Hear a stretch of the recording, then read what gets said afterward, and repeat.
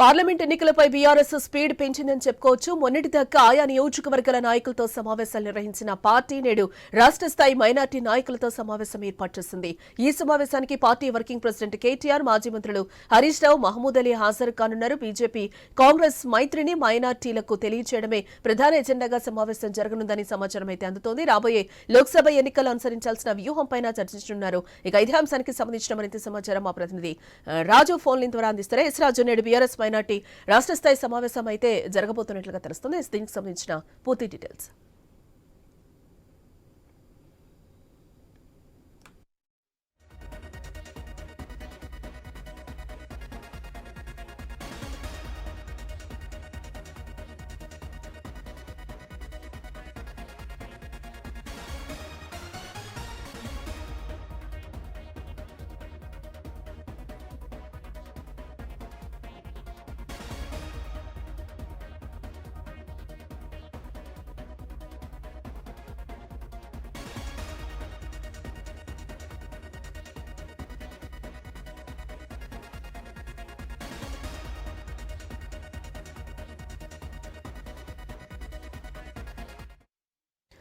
Parliament ఎన్నికలపై BRS speed పెంచిందని చెప్పుకోవచ్చు. మొన్నటిదాకా ఆయా నియోజకవర్గాల నాయకులతో సమావేశాలు నిర్వహించిన పార్టీ నేడు రాష్ట్ర స్థాయి మైనార్టీ నాయకులతో సమావేశం అయితే ఏర్పాటు చేసింది. ఇక ఇదే అంశానికి సంబంధించిన మరింత సమాచారం మా బ్యూరో చీఫ్ రాజు ఫోన్ లైన్ ద్వారా అందిస్తారు. ఎస్ రాజు, నేడు బీఆర్ఎస్ మైనార్టీ రాష్ట్ర స్థాయి సమావేశం అయితే ఏర్పాటు చేసినట్లుగా తెలుస్తుంది. దీనికి సంబంధించిన పూర్తి డీటెయిల్స్.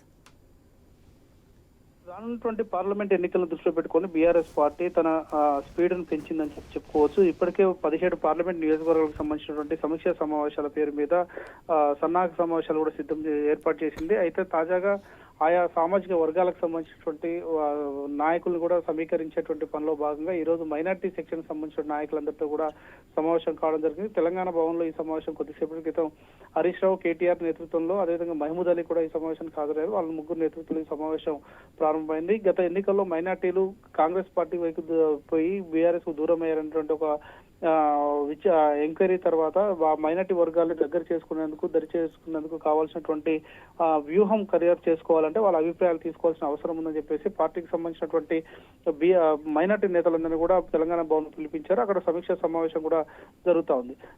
ఈ రానున్నటువంటి పార్లమెంట్ ఎన్నికల్లో మైనార్టీలని ఖచ్చితంగా బీఆర్ఎస్ వైపు మళ్లించాలి, బీఆర్ఎస్ కు ఓట్లుగా మలుచుకునేటువంటి ప్రయత్నం చేయాలనే ఆలోచనలో ఉన్నారు. అదేవిధంగా ఈ రోజు నుంచి దాదాపు అన్ని అసెంబ్లీ నియోజకవర్గాల్లో షెడ్యూల్ వారీగా ఎన్నికల ఫిబ్రవరి 10 లోపు దాదాపు 119 నియోజకవర్గాలకు గాను 110 నియోజకవర్గాలు దాదాపు ఇప్పటి వరకు అంచనా వేసుకున్నారు. ఆ నియోజకవర్గాలన్నింటిలో కూడా అసెంబ్లీ సెగ్మెంట్ల వారీగా సమీక్ష సమావేశాలు నిర్వహించాలని చెప్పేసి కూడా వాళ్ళు పెట్టుకోవడం జరిగింది. పార్టీ సంస్థాగత నిర్మాణానికి అవసరమైనటువంటి చర్యలు కూడా తీసుకోవాలని చెప్పేసి కూడా ఈ సమావేశంలో సూచిస్తున్నటువంటి పరిస్థితి జానకి.